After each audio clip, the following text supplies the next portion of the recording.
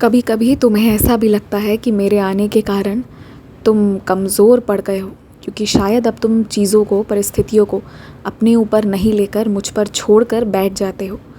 पर अगर ध्यान से देखो ना, तो मेरे ही आने के कारण अब तुम कभी भी हार नहीं मानते हो, अंत तक कोशिश करते हो, क्योंकि ये विश्वास है तुम्हारा कि तुम गिरोगे नहीं। तो ये तो सकारात्मक बदलाव आए हैं ना तुम्हारे पास। और देखो, मेरा आना तुम्हारी ज़िंदगी में तो अच्छा ही है ना। इसी कारण तुम्हारे मन में जो भी चिंता रहती थी पहले, अब वो नहीं रहती है। याद है वो पल जब तुम पहले हर दिन, कभी कभी महीने और कभी कभी साल 2 साल बाद क्या और कैसे होगा इसकी चिंता लिए बैठते थे। पर अब तो मुसीबत अगर चारों तरफ से भी घिरी हुई हो ना, फिर भी निश्चिंत होकर बैठे रहते हो। ये तो कृपा करी है मैंने, और तुम भी ये महसूस करते हो।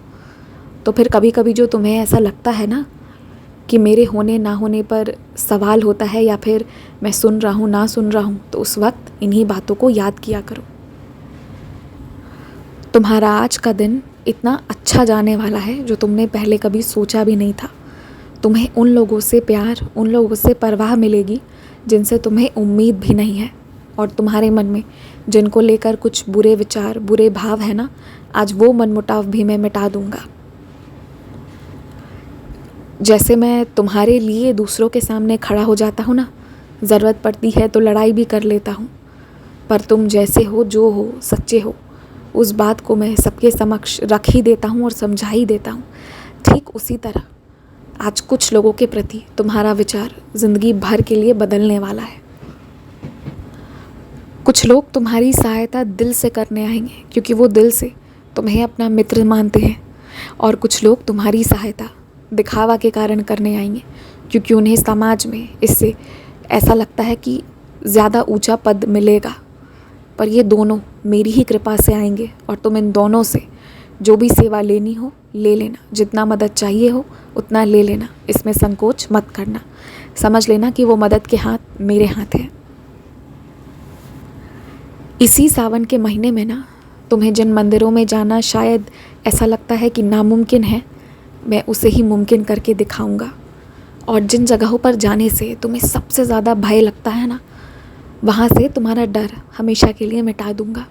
इतनी अच्छी यादों के साथ तुम्हें वापस भेजूंगा ना कि तुम बार बार जाना चाहोगे।